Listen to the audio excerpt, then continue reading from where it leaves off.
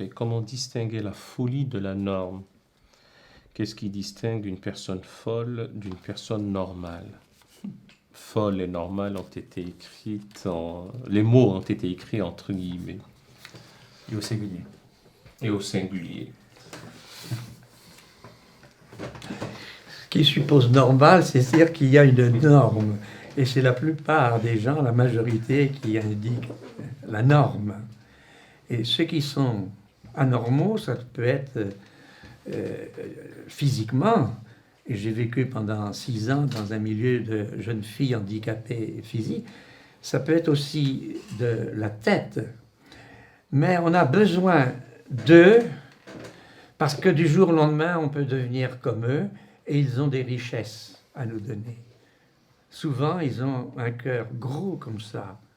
Et je rencontre souvent des gens fragiles qui logent quelquefois sous la tente. J'ai vu ça même récemment, qui sentaient mauvais. Et je disais, mais vous qui risquez de dire, mais c'est pas normal, la norme.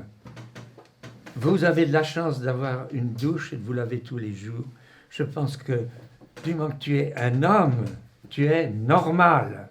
Les autres sont, je dirais, relatives. Par contre, il y a Saint Paul qui, dans le 1er aux Corinthiens, il dit « Nous sommes fous pour le Christ », parce que le Dieu qu'il présente, un Dieu dont le Fils a accepté de donner sa liberté, la définition que j'ai donnée, c'est celle de Jésus. Entre ta vie et la mienne, le choix est fait. Je te donne la mienne, même si tu es mon assassin. Et donc, il a préféré être crucifié en pardonnant à ses bourreaux et aux autres. Il a donné la plus grande manifestation de l'amour. C'est pourquoi Saint Paul dit, mais ça ne marche pas. Je le cite, parce que la croix de Jésus, c'est folie pour les païens, scandale pour les juifs, et c'est vrai. C'est contre toutes les normes où on pense quand même à soi-même. Il nous révèle qui est Dieu, quelqu'un qui accepte jusqu'au bout de nous donner sa vie sans la reprendre et sans punir. Alors, il faut faire avec, et c'est pas étonnant que aujourd'hui, plus qu'autrefois, les chrétiens sont persécutés à cause de ce message. Mais faut-il le vivre? Et c'est un combat qui n'est pas facile, mais je dirais tout dépend de la norme. Et pour nous, la norme, eh bien, c'est où l'éros, ça veut dire l'amour égocentrique, c'est pas mauvais, mais ça peut se transformer en égoïsme. Ou c'est la philia, sont des termes grecs. Philanthropie, c'est l'amour réciproque. Ou c'est l'agapé, ça veut dire c'est l'amour gratuit et désintéressé qui préfère donner sa vie que de prendre celle de l'autre. Et je termine par 2 phrases. Il n'y a pas de plus grande preuve d'amour que de donner sa vie pour ceux qu'on aime. Et le dialogue que Jésus dit avec son frère, tout ce qui est à moi est à toi.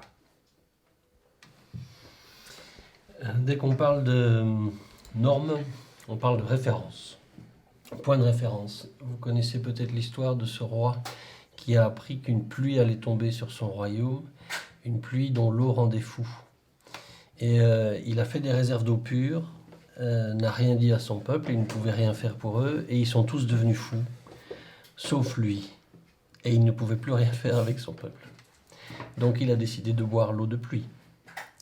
Cette histoire montre que la norme est vraiment relative des références que l'on a, des postulats sur lesquels on se base.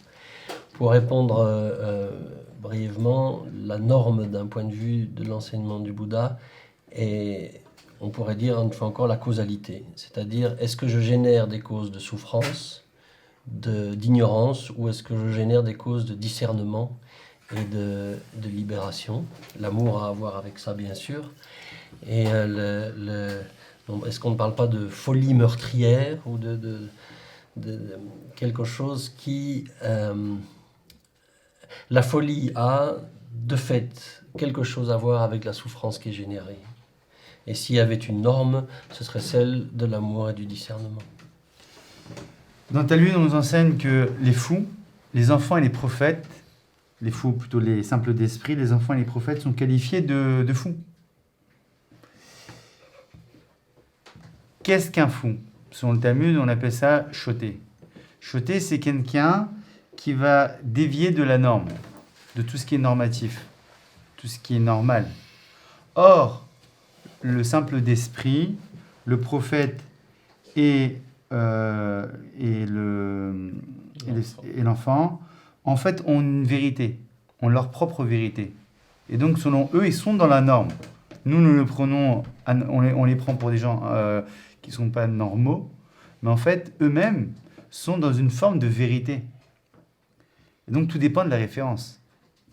Et d'ailleurs, le prophète Jérémie, dit-on de lui, qui comme on dit, il prêchait dans un désert. C'est-à-dire qu'il n'était pas écouté, car on ne le prenait pas pour quelqu'un de normatif, de quelqu'un qui apportait quelque chose de normal, une vérité. Bien qu'il disait la vérité, mais selon son époque, les gens ne l'écoutaient pas, car il n'était pas saisissable. Or, il était dans une forme de vérité, et on verra que l'histoire lui donnera raison. Alors on dit souvent que pour le fou, ce sont les autres qui sont fous. Et même s'il est facile souvent de pathologiser les relations avec autrui en disant bon, c'est un fou, il ne m'a pas compris, c'est de la perversité, puis nous avons tout un vocabulaire à propos de la paranoïa, de la schizophrénie, etc. J'ai bien peur pour ma part, et effectivement à propos des folies meurtrières, que ce qui aliène l'esprit, ce qui attente contre la vie, ce qui est anti-humaniste, relève d'une approche moribonde des relations saines des êtres. Et de ce point de vue-là, seules les certitudes rendent fou. On l'attribue à Nietzsche. Et parlons des certitudes, sans vouloir faire étalage d'une vaine érudition, c'est ce passage de Søren Kierkegaard quand il disait « Il arriva que le feu prit dans les coulisses d'un théâtre, le bouffon vint en avertir le public. On pensa qu'il faisait de l'esprit et en rit. Il insista, on l'applaudit et les rires redoublèrent. C'est ainsi que périra le monde dans l'hilarité générale de ceux qui, au mieux en dehors de leur certitude, tout n'est que plaisanterie. » Ceci est au mieux. Et donc, à propos de la certitude, de la folie, de la norme, il y a la question de la référence, il y a la question aussi de loi non écrite. C'est... que faire de l'homme? C'est la seule question qui vaille. Que vas-tu faire de ton frère l'homme? Dans quelques situations. Qu'est-ce qui vaut? Quelle est l'idée, l'idéal, la raison pour laquelle on doit oxyre autrui? En dehors d'un comportement que ceux qui ont la faiblesse ou la prétention de se dire saint d'esprit le qualifient comme étant un acte de folie.